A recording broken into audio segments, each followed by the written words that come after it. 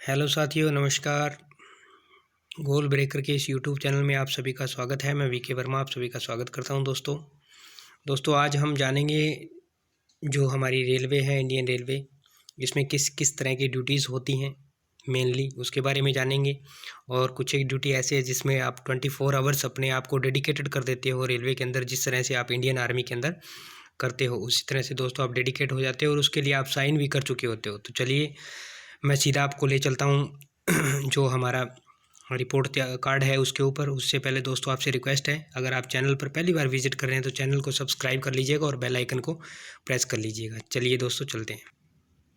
दोस्तों सबसे ऊपर मैंने 1 नंबर कैटेगरी के अंदर बना रखा है जो स्टाफ लगातार ड्यूटी करते हैं। जैसे एक स्टाफ की 1 वीक की ड्यूटी है, ठीक है। 1 वीक की ड्यूटी वाले स्टाफ को क्या दिया जाता है, हर एक वीक के बाद में उसको 24 आवर का रेस्ट दिया जाता है। जैसे आपकी ड्यूटी मंडे से स्टार्ट हुई है तो सोमवार से आप ड्यूटी करोगे तो आपको सैटरडे तक ड्यूटी करवाई जाएगी। उसके बाद आपको फिर से नेक्स्ट मंडे से ही ड्यूटी करवाई जाएगी। या किसी स्टाफ की ट्यूसडे से ड्यूटी लगती है तो उसको मंडे है उसको मंडे ऑफ दिया जाएगा। किसी की अगर ट्यूसडे से ड्यूटी लगती है तो उसका मंडे ऑफ रहेगा। अगर किसी की ट्यूसडे से ड्यूटी लगती है, वेडनेसडे बुधवार से अगर ड्यूटी लगती है तो उसका ट्यूसडे ऑफ रहेगा। इसी तरह अगर किसी की मंडे से ड्यूटी लगती है तो उसका संडे ऑफ रहेगा। इस तरह की दोस्तों ड्यूटी रहती है, यानी कि 24 आवर का उनको ऑफ दिया जाएगा। इस तरह के अंदर दोस्तों ये आपके मेनली ये पोस्ट जो है वो आती है, जिसकी अगर हम बात करें तो क्लर्क की हमारी हो गई 1 नंबर पे, स्टेशन मास्टर हो गए, गुड्स गार्ड हो गए, ड्राइवर हो गए, टीसी हो गए, टीटी हो गए। इस तरह के जो हमारे साथी हैं वो इसके अंदर आते हैं, ठीक है दोस्तों। 24 आवर के बाद आपको रेस्ट दिया जाता है। दूसरे नंबर की जो दोस्तों ड्यूटी है वो 12 आवर की ड्यूटी है। 12 आवर की ड्यूटी के अंदर क्या होता है, आपको इसके अंदर 24 आवर का रेस्ट दिया जाता है। यानी मान लो आपकी ड्यूटी मंडे को स्टार्ट हुई है तो आपको मंडे से फ्राइडे तक आपके काम करवाया जाएगा और सैटरडे एंड संडे आपका ऑफ रहेगा। सैटरडे एंड संडे आपके 24 आवर के क्या है ऑफ रहेंगे, 2 दिन आपके। उसके बाद में अगर मैं बात करूँ इसके अंदर जो कौन कौन से हैं, ये स्टाफ दोस्तों बड़ा ही इंपॉर्टेंट होता है। ये स्टाफ बड़ा ही इंपॉर्टेंट होता है और इसके अंदर गेट कीपर आ गए, चौकीदार आ गए, इस तरह के जो स्टाफ होते हैं वो इसके अंदर आते हैं। चौकीदार की 2 शिफ्ट वाइज के अंदर ड्यूटी रहती है और ऊपर वाले के अंदर आपकी 3-3 शिफ्टों के अंदर ड्यूटी लगती रहती है। जो 8 घंटे होते हैं तो 8-8 घंटे का 3 बैच बना रहता है। और चौकीदार, गेट कीपर, इस तरह के जो हमारे स्टाफ साथी होते हैं उनकी जो ड्यूटी होती है वो 12-12 घंटे की, यानी कि 2 शिफ्ट के अंदर वो लोग डे और नाइट में काम करते हैं। ओके दोस्तों।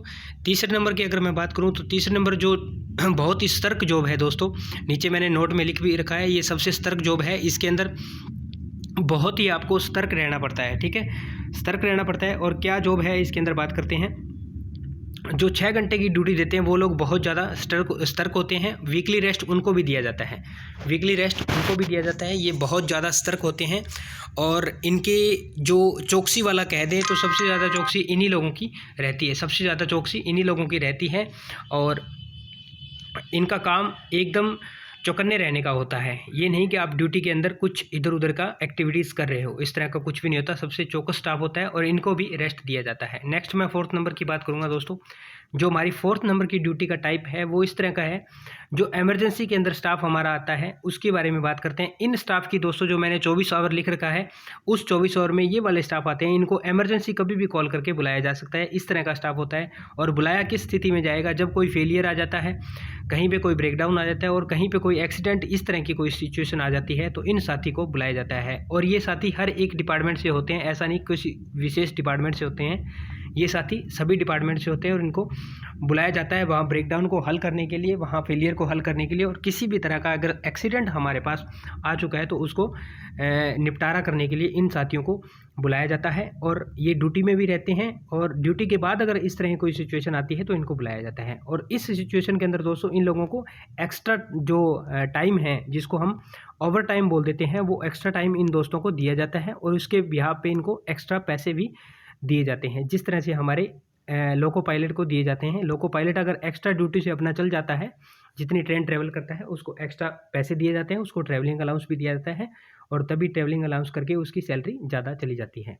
हालांकि टेक्नीशियन और जो मैं बात करूँ इसकी ALP की, दोनों एक लेवल की पोस्ट हैं, दोनों C ग्रुप की पोस्ट हैं, दोनों की ग्रेड पे दोनों की सेम है, 1900 ग्रेड पे है और दोनों का पे लेवल पे मैट्रिक्स भी सेम है। लेकिन जो टेक्नीशियन है जो ALP है उसकी थोड़ी सी सैलरी ज़्यादा चली जाती है, तो उसका ट्रैवलिंग अलाउंस जुड़ के उसकी सैलरी ज़्यादा चली जाती है। वैसे जॉब अगर स्टेबिलिटी की जॉब की अगर बात करें तो स्टेबिलिटी की जॉब हमारी टेक्नीशियन की है, ये जॉब बहुत अच्छी होती है, स्टेबिलिटी मिलती है। ALP के अंदर आपको स्टेबिलिटी नहीं है, सारी उम्र आपकी ट्रेन में ही निकल जाएगी, इधर से उधर दौड़ते हुए, आप स्टेबल नहीं होते दोस्तों। तो दोस्तों इतनी सी इन्फॉर्मेशन आपके साथ शेयर करनी थी। एक नेक्स्ट वीडियो के अंदर आपको रेलवेज़ की कितनी भी फैसिलिटी मिलती है सभी फैसिलिटीज़ के बारे में एक वीडियो लेकर आने वाला हूँ मैं, रेलवे के बारे में, फैसिलिटीज़ के बारे में। और एक हमारी कैटेगरी की एनालिसिस की वीडियो, एक वीडियो और आएगी, वो रह चुकी है, वो भी वीडियो आपको 1-2 दिन में प्रोवाइड करवा दी जाएगी।